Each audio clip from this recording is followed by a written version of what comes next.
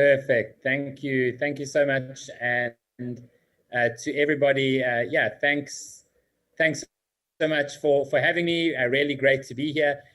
Today, I want to speak about community and the EXO model. I know that earlier on today, you would have seen Salim Ismail, who is the author of Exponential Organizations and heads up OpenEXO.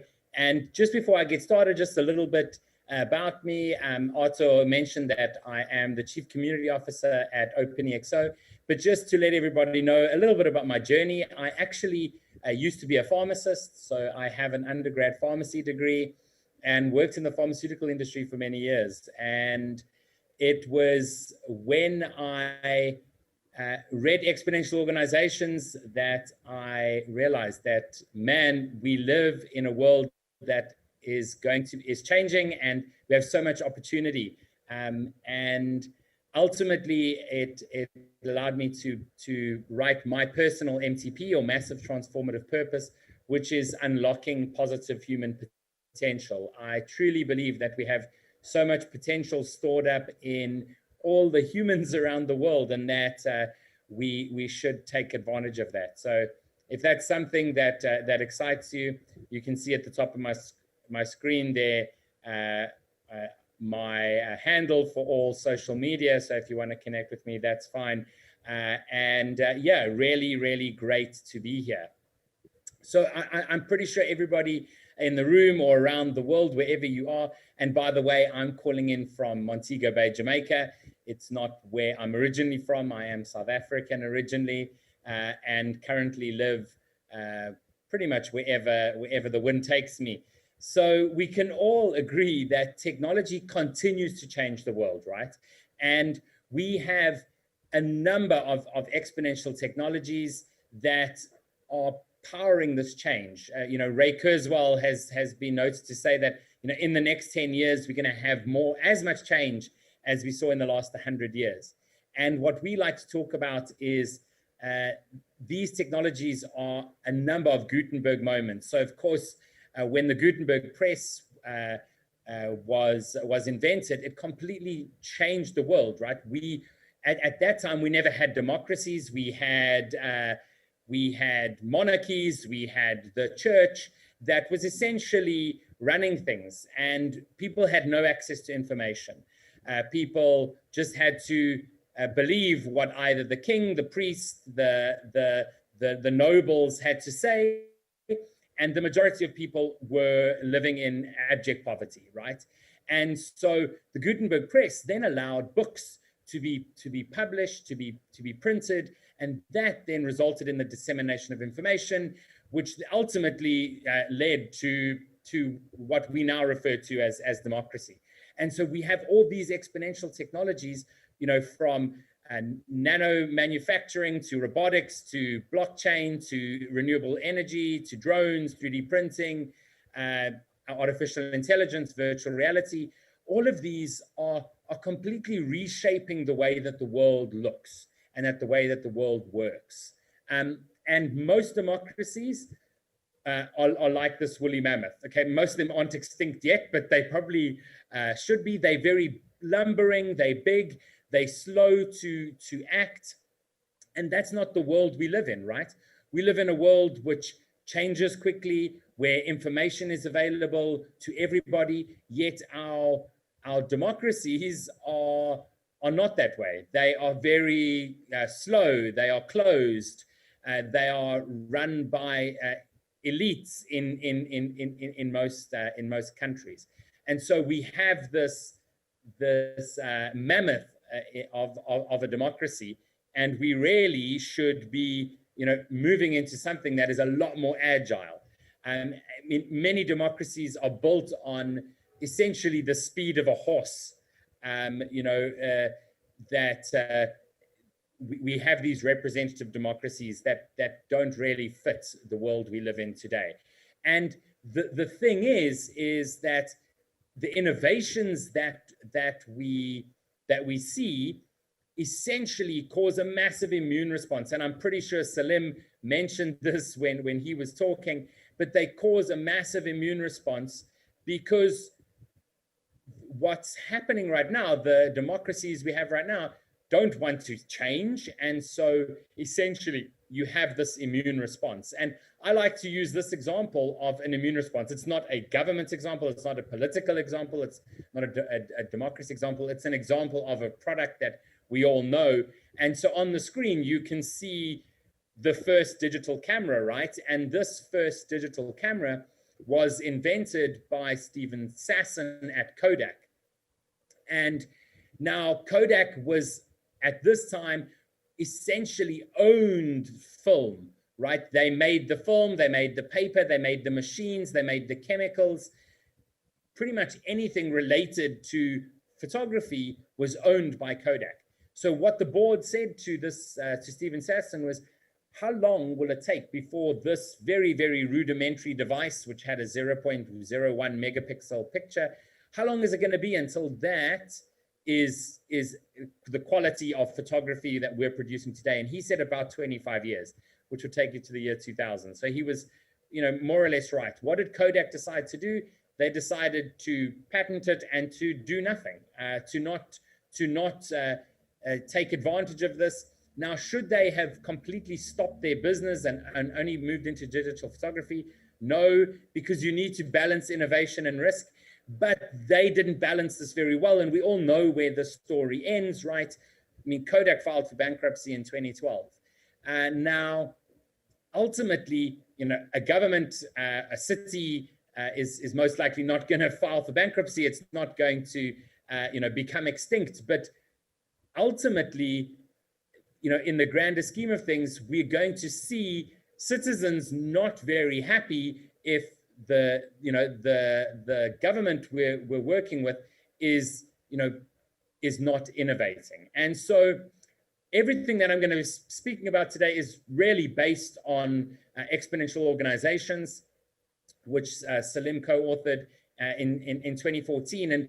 And what the book really looks into is some of the organizations you can see on the screen. What did they do differently that allowed them to 10x the competitors, to really take advantage of exponential technologies and the world we're living in today? And this can definitely be applied to our governance structures, whether it comes to our towns and cities and regions, cities, countries, etc. So ultimately what they found was pretty much a formula that said every single one of those organizations had a massive transformative purpose. And then they leveraged different attributes, those facing externally that are leveraging abundance in the outside world, because there is abundance in the world. It might not be in your city, it might not be in your country, but there is abundance. So how do you leverage that? So they found that 5 attributes: staff on demand, community and crowd, algorithms, leveraged assets, and engagement were 5 things that all these companies were doing. And then internally they said, well, how are they managing that abundance? How are they making that work internally? And they all had great interfaces, internal dashboards. They used autonomy. They experimented a lot, and they had social platforms internally that allowed communication to be seamless. And so what I want to focus on today is looking at MTP and then at community and crowd, and how that relates to our governance structures in our cities, in our countries, and what we should be doing. Now, what I'm saying today is not absolutely golden. It's not what we have to do. I want to just put something in people's minds to say, wow, what is possible? And also want to really speak with that open mind, and listen if we get time to have any questions or anything, with an open mind, to be able to make a difference. At the end of the day, we live in a world that right now allows any person to do pretty much anything. Things that only governments used to be able to do, people can do now, and because of technology. And we need to be all coming together to focus on how do we make the world a better place? How do we transform the world for a better future? And so ultimately, Richard Branson, when it comes to business, has often been quoted as saying, if your dreams of your company don't scare you, they're too small. And what I want to say is, shouldn't cities, shouldn't countries be saying, what is our massive transformative purpose? What do we want to do as a city, as a country? Like, we want to be a country where everybody is happy. We want to be a city with zero homelessness, with zero unemployment. We want to be, a city where everybody has access to healthcare.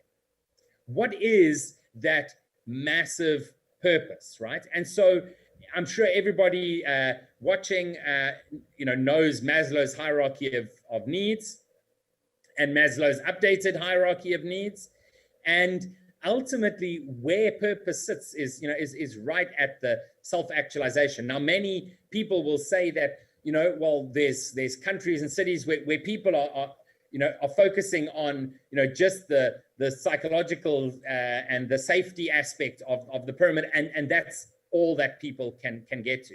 And what I want to propose is that's bull. That's just not the truth. We can all reach for the self-actualization, the purpose right at the top of the pyramid. And so, looking at some examples from organizations, we have things like TEDx's Ideas Worth Spreading, or Tesla's MTP of accelerate the world's transition to sustainable energy.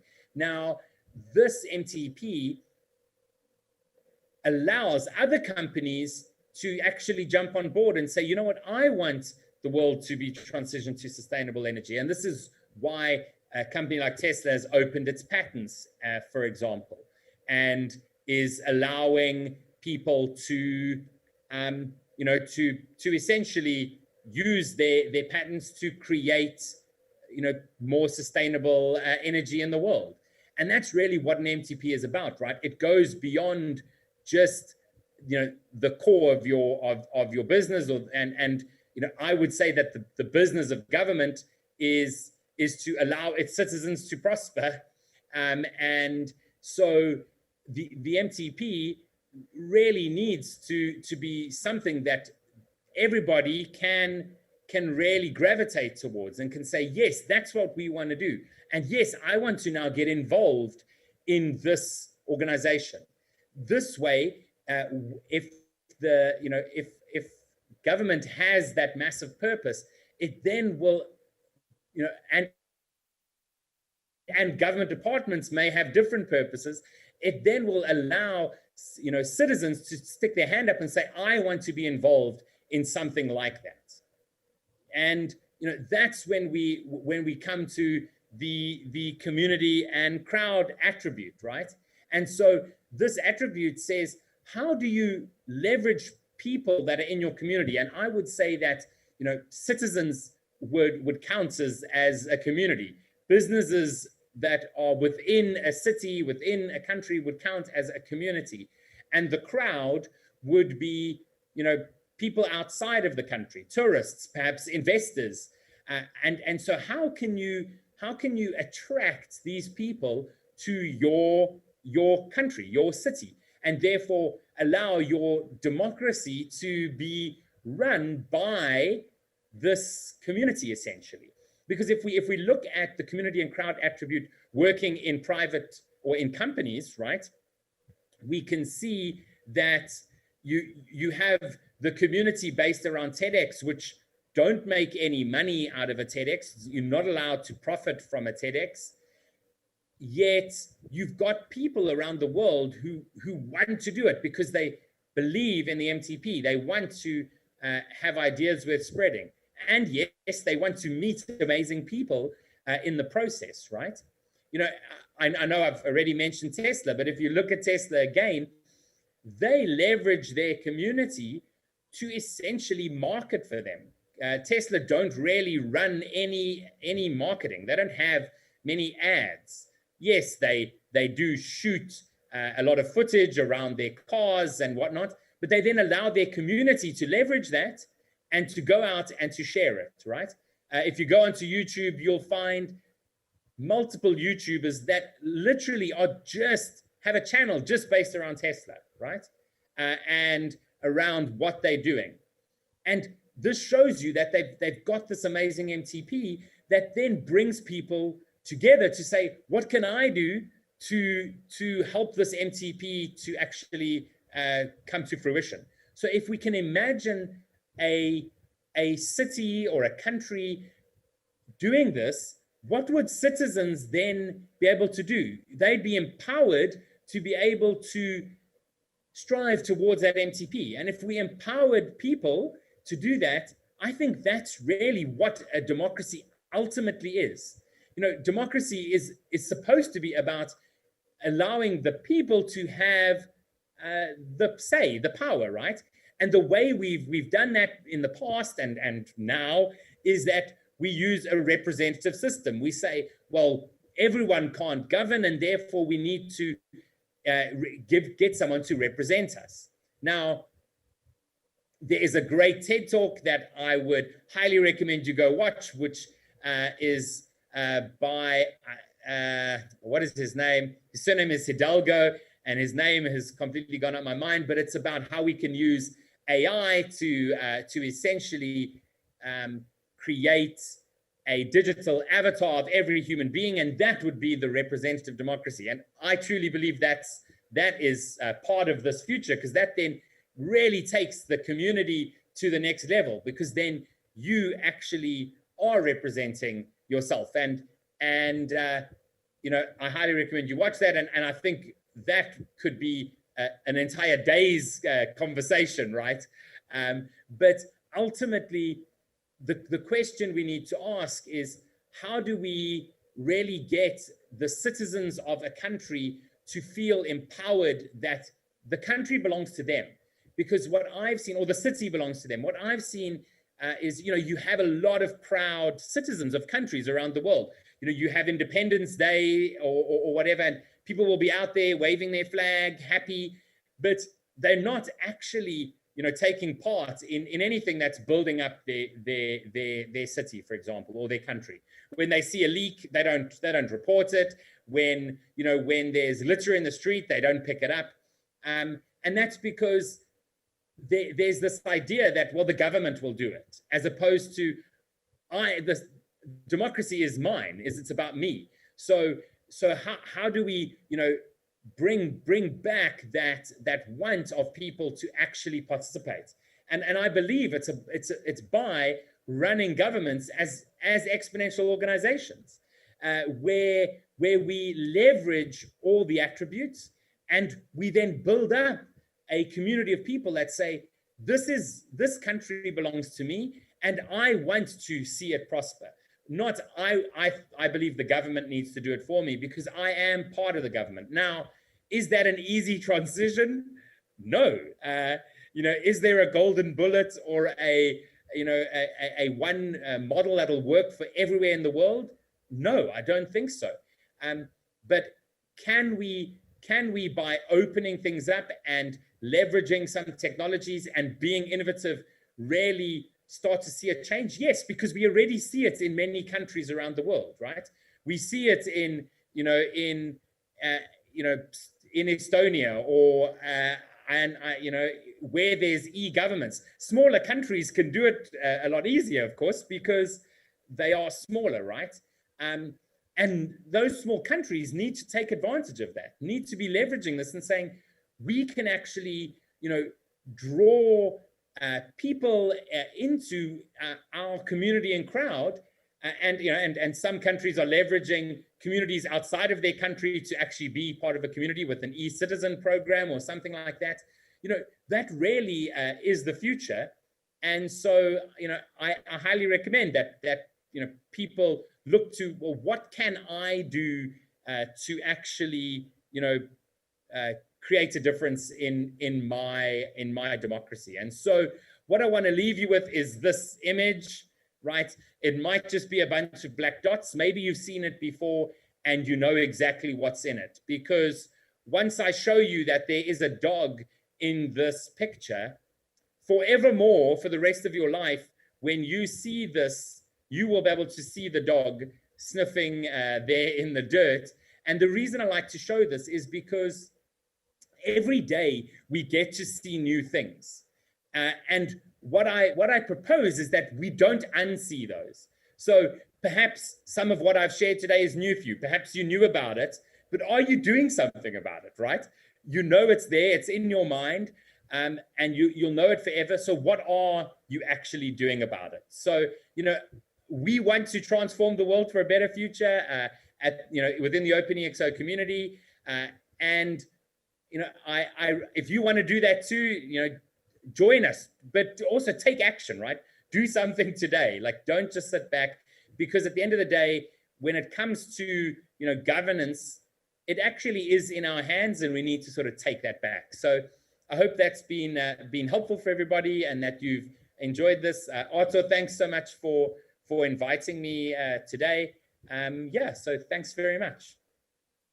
Thank you, Kevin, and thank you also for partnering with us for this event. There is actually a question that was submitted. Arthur, I can't hear you because you are muted on Zoom. Right. So thank you for the presentation. I think it's very actual, because specifically in Moldova, we have around 25% of the voters not in the country, so they can represent actually the expanded community. I also want to say thanks for partnering with us for this event. There is a question on Slido that was posted immediately after Salim's talk. What is the abundance in democracy? How do you think? So for me, what I really think the abundance around democracy is the fact that we have an abundance of information right now, right? Everything that you need to know is actually available to you wherever you are right now. Unfortunately, with that abundance, we also have the ability to have fake news and to have all of that. So we have a massive downside to that. But the fact that we have access to information means we have this abundance that allows us to make decisions in a way that is decentralized from any sort of central governance, right? We can actually decentralize that governance because of that access to information, right? The other thing that a lot of technologies are providing abundance is we now have abundance in things like computing power, and abundance in things that essentially allow citizens to be able to have that voice, and so ultimately, all of the like abundances in the world, when it comes to the potential of abundance of clean water and abundance of energy, those all actually speak back to democracy, right? Because right now, a lot of democracies are holding on to some of those powers, right?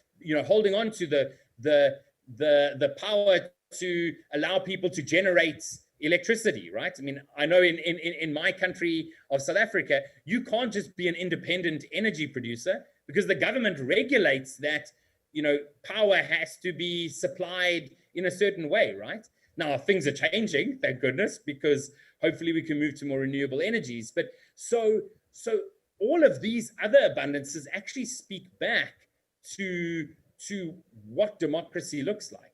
And so the really difficult thing, though, is that immune system, because if you want to hold on to power and you have that immune response, you're going to be trying to avoid any of those abundance. There is also one specific question that I want to give to you. It's about the fact that very often, especially during the important elections, we have to choose the so-called less evil, because there are a certain limited number of candidates. And of course, I'm like trying to promote also our solution in Vote Me Up, but don't you think that having more option to choose from, more candidates, can represent this abundance in democracy? Absolutely. So my view, and this will be my personal view, is that representative democracy is broken. It's not fit for purpose in the 21st century. That's my view, because we live in an age where we can, connect immediately. We can all, essentially vote on, like, independently at any time, using systems that are, secure and encrypted, etc., right?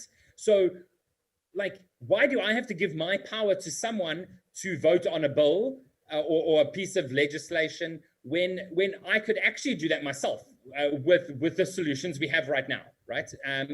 So ultimately, we need to have a system where I can represent myself. Now, I think that the bridge between that is something that actually allows us to open up to, democracy to a lot more actors, and actually bring things back to a more community, smaller city type level, right? Where for example, there can be a group of people who really believe in regenerative farming, and that's what they stand for, and I can support them, but I can also support the other party, which has an idea around education that I like. Because, like you say, right now, all I have to do is, so I have a political party that I maybe agree with 3 things, but I disagree with 2 things, to simplify things. So you're right. I like, maybe those 2 things I rarely disagree with. So now I have to choose them because that's my only choice. And so, that makes no sense to me. In the world we live in now, where I can, I can choose, to, watch the documentary on Netflix, but I'm not going to choose to watch the romantic comedy.